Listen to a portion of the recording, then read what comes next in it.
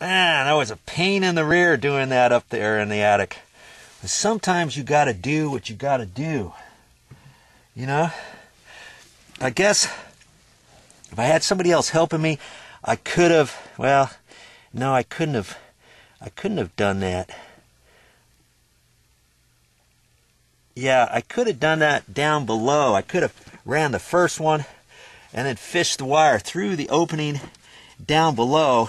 Then I would have had to have held the can up off a ladder with both wires, hook it up, and then hook it to here with the pigtail coming out to this one. Do the same thing with this one, the next one, the next one. You know, that's another way to do it. Now, these cans, you know, the connection area right there, they did a disservice. The little opening is not facing up, it's facing down. So I had to pull everything down and then push everything back up that way and work like that. They should have put that facing up, and there's no other way to do it because the top of that doesn't unsnap. It's just the bottom that unsnaps. So that they did a disservice to everybody. Okay, so what I'm going to do, you remember that was the can I had the two long pieces I shoved up through the ceiling. One of them went over to that can. Okay, the next one's going to go over to there. Right to that can right there. Now what I should have done, that next one, I should have ran 2 wires out of that, right? One, you know, from down below and then push it up because I thought it would be easier to hook these up from here. And everything's facing downward. So what I'm going to do, you see, I've got to, once I take the wire from this one over to that can, I then got to take a wire from there to there, and then from there up to my junction box. This is where my power feed is. I've got to get the power from here over to that container, and that junction box obviously feeds the light switch box.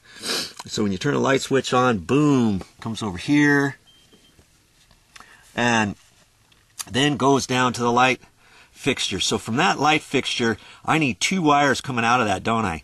And I'm thinking it's going to be way easier for me to do that down below. I can easily remove that can from the ceiling. I'm going to put my 2 wires on there. I'm going to run one long, about 5 feet long, to go over to here, because 5 feet was plenty long.